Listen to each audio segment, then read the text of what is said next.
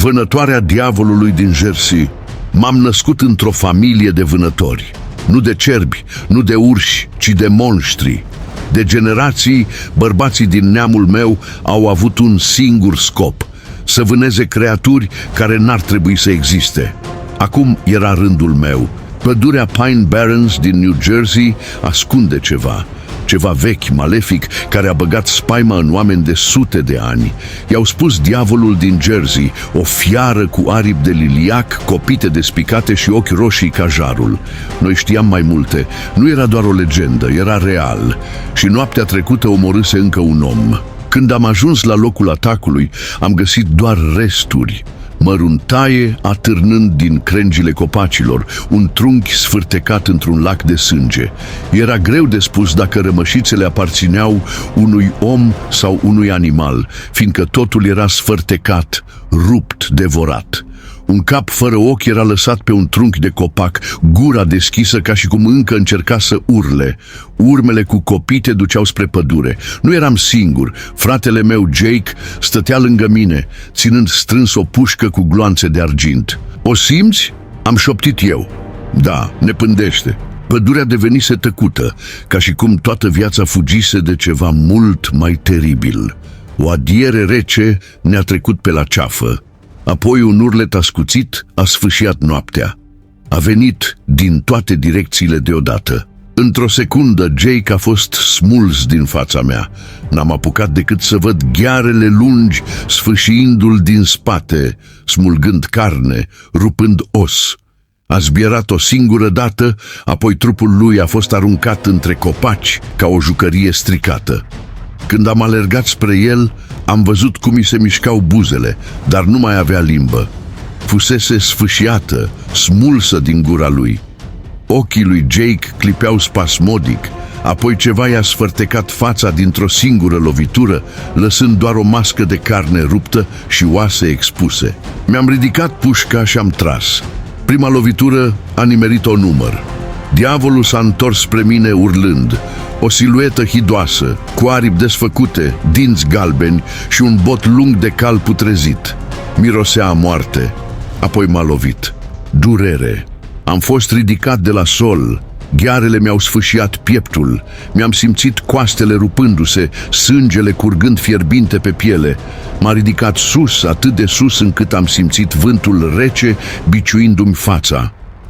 Apoi m-a lăsat să cad. Impactul mi-a sfârmat un braț, dar n-am avut timp să simt durerea. Diavolul cobora spre mine, pregătit să sfârtece ce mai rămăsese din mine.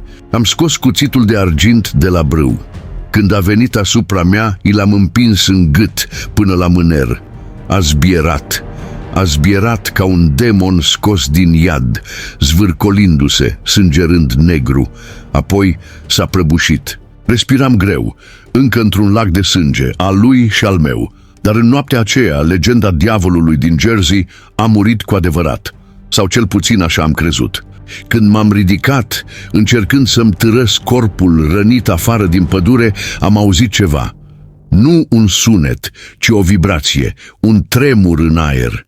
Din întunericul pădurii, o siluetă a apărut, îmbrăcată într-o haină lungă, cu o mască de piele peste față. "Ai făcut exact ce ne-am dorit," a spus vocea gravă. Am ridicat pușca, dar în secunda următoare am simțit o înțepătură în gât, acul unei seringi. Lumea s-a întunecat. M-am trezit legat de o masă metalică rece. Ochii mi s-au deschis greu, lumina albă, chirurgicală, mă orbea. Durerea era încă acolo, coastele rupte, brațul sfărâmat, dar parcă mai distantă, amorțită. Eram într-un laborator vast, subteran probabil, cu pereți de beton și uși metalice grele. "Subiectul s-a trezit," a anunțat o voce monotonă. Bărbatul mascat stătea lângă mine, înconjurat de alți 3 oameni în halate albe. Aveau măști chirurgicale și ochelari de protecție care le ascundeau fețele. Unul dintre ei a notat ceva pe o tabletă. "Unde sunt? Ce vreți de la mine?" și-am întrebat. Dar vocea mea suna ciudat, răgușită. "Fascinant!" a spus bărbatul mascat, ignorându-mi întrebarea. "Ai supraviețuit unei întâlniri directe cu subiectul alfa. Nimeni n-a mai reușit asta vreodată." Mi-am tras de cătușele metalice, dar erau prea puternice. Alfa, așa-i spuneți diavolului din Jersey? Ce naiba se întâmplă aici? Bărbatul s-a aplecat spre mine și prin fanta măștii am zărit ochii albaștri, reci ca gheața. Familia ta nu v-a spus niciodată adevărul, nu-i așa? Nu sunteți vânători, sunteți paznici. De generații, familia ta a protejat oamenii obișnuiți de cunoașterea acestor ființe. Dar noi, a făcut un gest larg spre laborator, noi le studiem, le creăm. Un fior rece mi-a străbătut și raspinării. Le creați? Subiectul Alfa a fost un experiment timpuriu, imperfect, dar util. A scăpat acum 20 de ani. De atunci îl vânăm, îl studiem, folosim esențe din el pentru a crea altele. De undeva din laborator s-a auzit un urlet care nu semăna cu nimic omenesc, apoi altul și încă unul. Sunteți nebuni, am șoptit. Suntem vizionari, m-a corectat el, și tu ești ultimul nostru succes. A ridicat o oglindă și a pus-o deasupra feței mele. Ce-am văzut m-a îngrozit. Ochii mei căpătaseră o nuanță roșie, neomenească, iar când am deschis gura să țip, am văzut dinți ascuțiți, ca de fiară. Sângele tău s-a amestecat cu al lui când l-ai ucis. Ești primul hibrid viabil. Jumătate om, jumătate, ceva mai mult. Ce mi-ați făcut? Am urlat trăgând de cătușe cu o putere nouă, disperată. Nimic încă. Corpul tău s-a transformat singur, dar avem planuri mari pentru tine. Un tehnician s-a apropiat cu o seringă imensă, plină cu un lichid negru, viscos. Aceasta este esența extrasă din măduva subiectului Alfa. Va accelera transformarea ta. Am simțit acul înțepându-mi gâtul și am urlat. Nu de durere, ci de furie. O furie primordială, animalică, pe care nu o mai simțisem niciodată. Și atunci s-a întâmplat. Cătușele s-au rupt sub forța brațelor mele. Corpul meu s-a arcuit, oasele trosnind, reconfigurându-se. Pielea mi s-a întins, simțeam cum se transformă, devenind mai dură, mai rezistentă. Durerea era insuportabilă, dar în același timp simțeam o plăcere ciudată, sălbatică. Stabilizați-l, a strigat bărbatul mascat, dar era prea târziu. Am sărit de pe masă, smulgând cablurile și senzorii atașați de corpul meu. Un tehnician a încercat să mă oprească. L-am prins de gât și, fără să realizez ce fac, i-am sfărâmat traheea cu o singură strângere. A căzut la pământ, horcăind. Protocoalele de urgență! Activați protocoalele de urgență! Urla bărbatul mascat în timp ce se retrăgea spre ușă. Alarmele au început să urle. Lumini roșii pulsau pe coridoare. M-am repezit spre ușă, dar aceasta s-a închis brusc în fața mea. Am lovit-o cu pumnul. Metalul s-a îndoit sub impactul brațului meu, acum mai puternic decât orice om. Ce sunt? Am urlat spre bărbatul mascat care se retrăsese în spatele unei uși de sticlă blindată. Ești viitorul, a spus el prin sistemul de comunicație. Primul dintr-o nouă specie, nici om, nici demon. Am lovit din nou ușa, care s-a deschis de data aceasta. Pe coridor, gaze de securitate începuseră să umple aerul.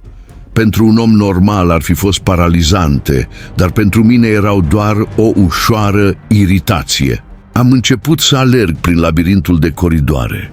În jur, alți cercetători fugeau panicați. M-am oprit în fața unei uși marcate subiecți.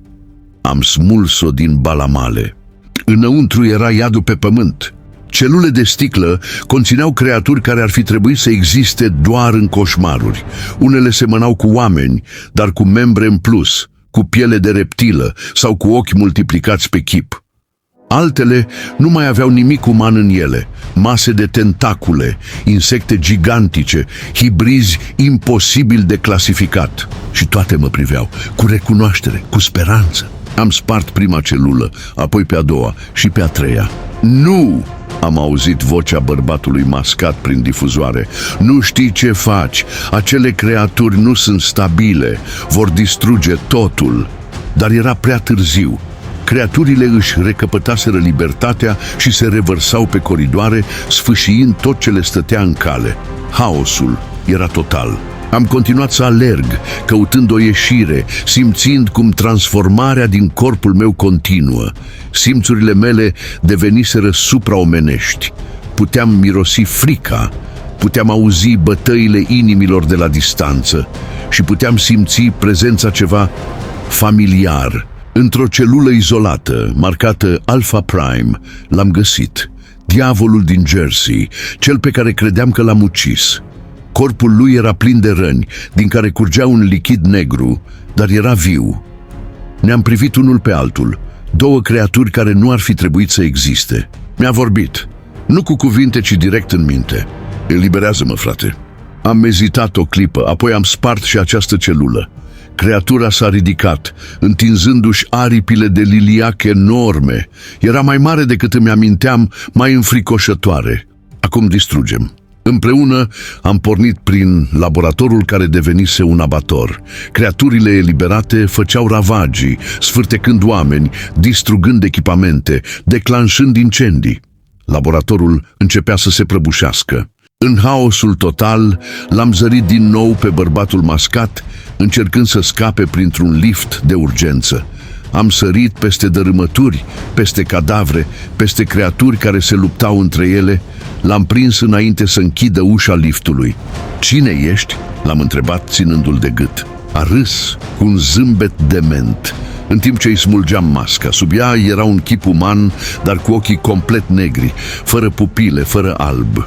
Sunt ca tine, a spus el. Doar că eu am evoluat de mult. Noi nu suntem nici primii, nici ultimii. Transformarea continuă de mii de ani. L-am lăsat să cadă, dezgustat. Unde mergem acum? Am întrebat. Sus, a răspuns el arătând spre lift. Spre lumea de deasupra, spre Pin Barrens, acolo unde totul a început și unde totul se va sfârși. Liftul s-a închis, luându-l.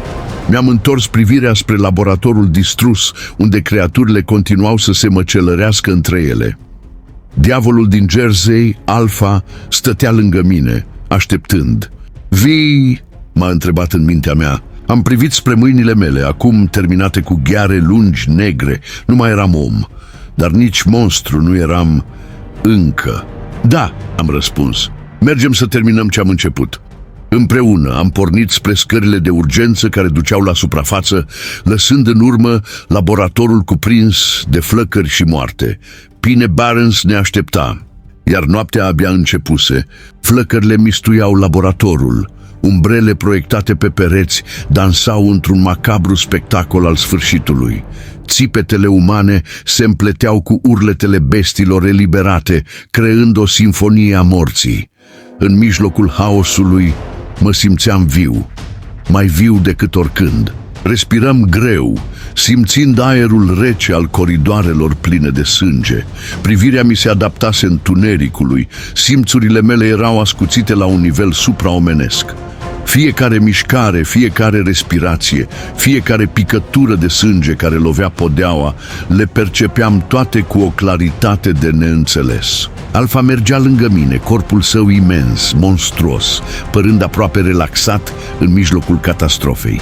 Mintea lui îmi șoptea gânduri stranii, mesaje care nu erau cuvinte, ci emoții brute: distruge, eliberează, sfârșește. Am ajuns într-o încăpere uriașă, probabil centrul de control al laboratorului. Monitoare pâlpâiau, arătând imagini haotice din alte părți ale complexului. Oameni sfârtecați, bestii eliberate rupând tot ce le stătea în cale, focul înghițind structura. Atunci au venit un grup de soldați înarmați până în dinți, cu armuri negre și căști reflectorizante care le ascundeau fețele. Se mișcau sincronizat, profesional, fără teamă. Se vedea că nu erau simpli oameni. Subiectul primar și entitatea Alpha localizați. Eliminare imediată. Liniștea a durat o fracțiune de secundă. Apoi iadul s-a dezlănțuit. Gloanțele au început să curgă în rafale. Dar corpul meu nou nu mai era la fel de vulnerabil. Am simțit impacturile, dar pielea mea era mai densă, mai dură. M-am mișcat mai repede decât am crezut posibil, evitând focul automat, apoi am sărit peste masă, rupând un soldat în două cu o singură mișcare. Alpha a deschis gura și a urlat. Un sunet care nu venea doar din corzile vocale, ci părea să zguduie realitatea însăși. 3 dintre soldați au picat instantaneu, sângele curgându-le din ochi, din urechi, din nas. Am smuls arma unui supraviețuitor și i-am înfipt-o adânc în ochi, străpungându-i capul. Încă 2 au tras spre mine, dar acum eram prea aproape. Un braț mi-a lovit adversarul, celălalt i-a smuls capul. Ultimul a încercat să fugă, n-a ajuns departe. Alfa l-a prins cu ghearele și l-a sfârtecat în aer, lăsând bucăți de carne și armură să cadă pe podeaua deja îmbibată în sânge. Într-un colț, un ecran mai funcționa încă. Pe el, un chip familiar, bărbatul mascat. Impresionant, a zis el. Dar mă așteptam la asta. N-ai înțeles încă? Noi nu te vom lăsa să scapi. Pine Barrens nu va fi un refugiu pentru tine. Este o capcană. Ecranul a pâlpâit și s-a stins. Alfa mi-a transmis un gând. Ne așteaptă la suprafață. Vor să ne vâneze. Atunci să le dăm ce vor, am răspuns. Am fugit spre scară de evacuare, lăsând focul, moartea și haosul în urmă. Pine Barrens ne aștepta. Aerul nopții era rece, dar corpul meu nu mai simțea frigul la fel ca înainte. Cerul era negru, fără stele, ca și cum întunericul ne înghițea pe toți. Ne aflam în mijlocul pădurii, printre copaci înalți, care păreau să se îndoaie sub greutatea groazei care pusese stăpânire pe loc. Apoi am auzit sunetul. Nu era un urlet, nu era un țipăt, era un fel de vibrație, o frecvență joasă care pătrundea direct în oase. Alfa s-a încordat, vine. Din umbre s-au ivit mai întâi luminile, cercuri roșii care pluteau în aer, apoi siluetele. Noua echipă nu semăna cu ce întâlnisem în laborator. Aceștia nu erau oameni, sau cel puțin nu mai erau. Pielea lor părea metalică, dar se mișca organic. Ochii lor erau lumini roșii, iar gura fiecăruia era o rană cusută. Proiectul Omega este activat. Vânătoarea începe. Cuvintele nu veneau din gurile lor, ci din aerul din jur. O minte unică, un cor colectiv. Alfa a rămas nemișcat o clipă. Apoi, brusc, mi-a transmis un ultim gând. Tu trebuie să fugi. Eu rămân. Nu, am spus, ne luptăm împreună. Dar era prea târziu. Omega s-a aruncat asupra noastră. Alfa a ripostat cu toată puterea, sfâșiind o creatură în jumătate, dar celelalte au început să-l înconjoare. Unul i-a smuls o aripă, altul l-a mușcat de gât. Am sărit în luptă, simțind furia crescând în mine. M-am prăbușit peste unul dintre ei, rupându-i brațele.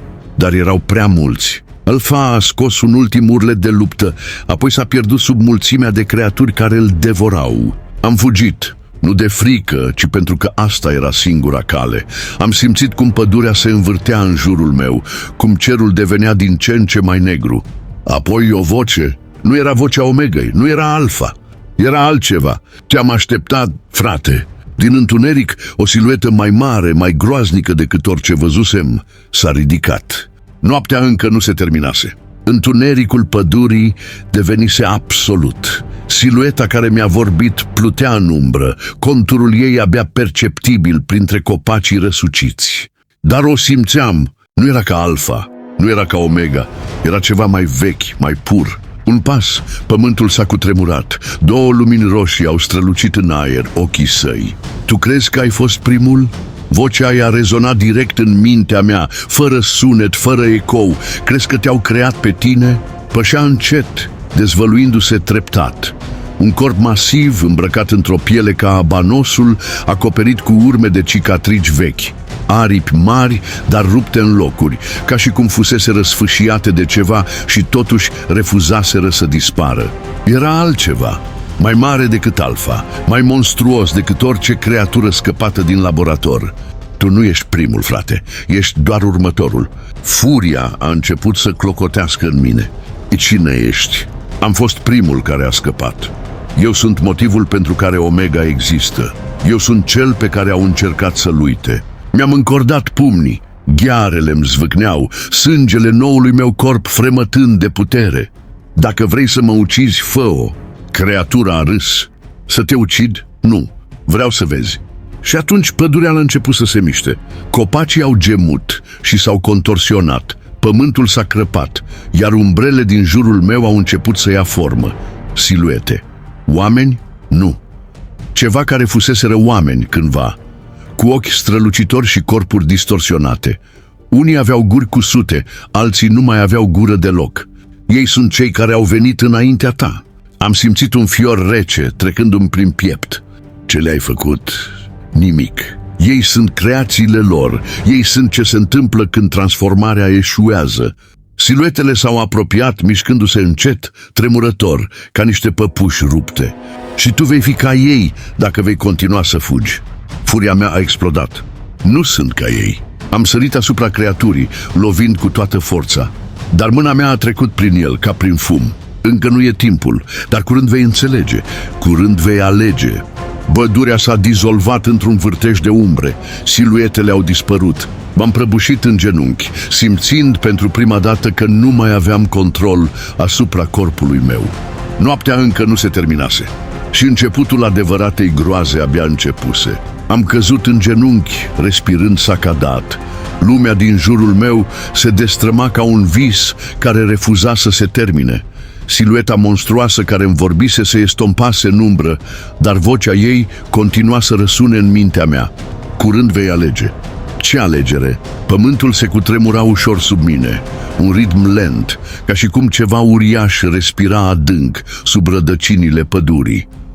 Am simțit mirosul de sânge, de pământ reavăn și de putreziciune. Nu mai eram doar un om, dar nici nu voiam să fiu un monstru. Am închis ochii și am încercat să mă concentrez, să mă ancorez în cine eram înainte. Dar cine mai eram eu? Imaginea fratelui meu, Jake, a apărut în mintea mea. Ultima lui privire, durerea din ochii săi înainte să fie sfârtecat. M-am ridicat încet. Nu aveam de ales. Trebuia să distrug ceea ce începuseră ei. Trebuia să curăț pădurea de umbrele care se ascundeau în ea. Trebuia să-i vânez pe cei care mă vânaseră pe mine. Noaptea era densă și grea, ca o creatură vie care mă urmărea cu fiecare pas. Simțeam fiecare frunză care se mișca, fiecare suflare ascunsă între copaci. Pădurea Pine Barrens fusese întotdeauna un loc al legendelor, dar acum știam adevărul. Aici se nășteau coșmarurile. Mi-am ridicat privirea spre cer și atunci i-am văzut. Luminile roșii plutind între crengile copacilor ca niște ochi demoniaci. Omega mă aștepta. Nu mai erau oameni, nu mai erau ființe organice în totalitate. O combinație grotească de metal, carne și ceva ce nu putea fi definit. Și eu eram ținta lor. Am inspirat adânc și am lăsat instinctele să preia controlul. M-am mișcat rapid, aproape invizibil, strecurându-mă printre trunchiuri, evitând atacurile lor. Unul dintre ei a sărit spre mine, dar l-am prins de gât și, fără să mă gândesc, i-am smuls capul. Lichid negru și viscos a țâșnit din trupul său cibernetic, dar nu a scos niciun sunet. Alți doi s-au repezit spre mine. M-am lăsat jos, am întins brațul și mi-am folosit ghearele pentru a le spinteca picioarele. Au căzut cu zgomot surd, zvârcolindu-se. Apoi am simțit vibrația. Ceva venea, ceva mai mare. Pământul s-a zguduit din nou și copacii din jur s-au plecat sub o forță invizibilă. O umbră imensă a coborât din vârful pădurii, aterizând la câțiva metri de mine. Și acolo stătea el, cel pe care îl crezusem doar o halucinație, cel care fusese primul. Monstrul era uriaș, peste 3 metri înălțime, cu aripi care păreau să absoarbă lumina, nu să o reflecte. Pielea lui era neagră ca abisul, cicatricile de pe corpul său spuneau povești de bătălii uitate. Dar ceea ce m-a paralizat a fost privirea lui. Nu era privirea unui animal, nici a unui demon. Era privirea cuiva care fusese om, cu mult timp în urmă. Te-am avertizat, a zis el, dar ai ales să lupți. Vântul s-a întețit, iar pădurea a apărut să se strângă în jurul nostru. Cine ești cu adevărat, am întrebat. A zâmbit, iar dinții lui ascuțiți au strălucit o clipă. Eu sunt începutul și tu ești sfârșitul. Înainte să pot reacționa, a dispărut. Iar în următorul moment a fost peste mine. Un impact ca un trăznet m-a aruncat prin copaci, trântindu-mă la pământ. Am simțit durerea explodându-mi în piept, dar corpul meu nou era mai rezistent. M-am ridicat, simțind cum furia îmi curgea prin vene. Luptele din laborator, din pădure, totul fusese doar un preludiu. Asta era bătălia finală. Și doar unul dintre noi urma să plece viu. Pământul s-a cutremurat sub mine. Copacii trosneau, îndoindu-se ca niște jucării stricate. Vântul urla printre crengi, iar cerul negru părea să apese asupra lumii. El stătea acolo, nemișcat, aripile sale uriașe, desfășurate ca niște cortine ale morții. Ochii roșii mă fixau, pătrunzându-mi în minte, sângerând prin gândurile mele. Nu ai cum să câștigi. Am inspirat adânc. Sângele îmi fierbea, mușchii îmi zvâcneau, iar fiecare parte din mine îmi spunea să atac. Apoi am făcut-o. Am țâșnit spre el cu o viteză pe care nici măcar nu știam că o am, ghearele tăindu-mi prin aer. Am încercat să-i sfâșii gâtul, dar și-a tras capul înapoi cu o grație imposibilă. A ripostat, o aripă lovindu-mă în piept ca un baros. Am fost aruncat prin aer, izbindu-mă de trunchiul unui stejar uriaș. Crăpături s-au întins pe coaja copacului ca niște vene moarte. Durerea a venit ca un fulger, dar am ignorat-o. M-am ridicat și am atacat din nou. Ne-am izbit unul de altul cu o forță care a făcut pământul să crape sub noi. Am schimbat lovituri ca niște fiare primordiale, răgetele noastre sfâșind noaptea. El era mai rapid, mai puternic, dar eu aveam ceva ce el nu avea. Amintirea fratelui meu, amintirea tuturor celor pe care i-am pierdut și o furie care nu putea fi stinsă. M-am lăsat să cad intenționat în spate, evitând ghearele lui, și când a încercat să mă lovească din nou, am prins una dintre aripile sale și am smuls-o. Un urlet inuman a umplut pădurea. Sângele negru i-a țâșnit din rană, împroșcând solul, transformând frunzele în cenușă acolo unde atingea. Dar nu s-a oprit. A ridicat mâna și a prins craniul unui soldat Omega mort din apropiere. Cu o singură mișcare și-a înfipt ghearele în el și i-a absorbit esența, carnea și metalul, contopindu-se în pielea lui sfâșiată. Aripa pe care i-o smulsesem a început să crească din nou. M-am înfuriat. Nu se termină așa. Am lăsat toată energia să-mi curgă prin vene. Simțeam sângele lui Alfa în mine. Simțeam puterea brută a ceea ce devenisem. Nu mai eram om, dar nici un monstru controlat. Eram altceva. Am sărit în aer mai sus decât ar fi fost posibil și mi-am adunat toată forța într-o ultimă lovitură. Ghearele mele au strălucit în lumina lunii, un arc al morții trasat pe cer. A încercat să se ferească, dar eram prea rapid. I-am înfipt mâna adânc în piept până când am simțit inima lui neagră pulsând sub degete. Și am strâns. Un urlet a sfâșiat cerul. Trupul său s-a încordat, apoi s-a prăbușit. M-am dat înapoi, gâfâind, privindu-l cum tremură, încercând să-și refacă rănile. Dar de data asta nu putea. Nu mai avea energie de absorbit. Nu mai avea esențe de furat. M-am aplecat și i-am privit ochii pe moarte. Crezi că ai câștigat?" a șoptit el. Nu i-am răspuns. Am ridicat mâna și i-am sfâșiat gâtul. Capul i-a căzut la pământ cu un sunet surd. Apoi, tăcere. Pădurea era moartă. Omega dispăruse. Mă uitam la mâinile mele acoperite de sânge negru. Nu eram sigur ce mai rămăsese din mine. Dar știam un lucru. Noaptea se terminase. Iar legenda diavolului din Jersey abia începea.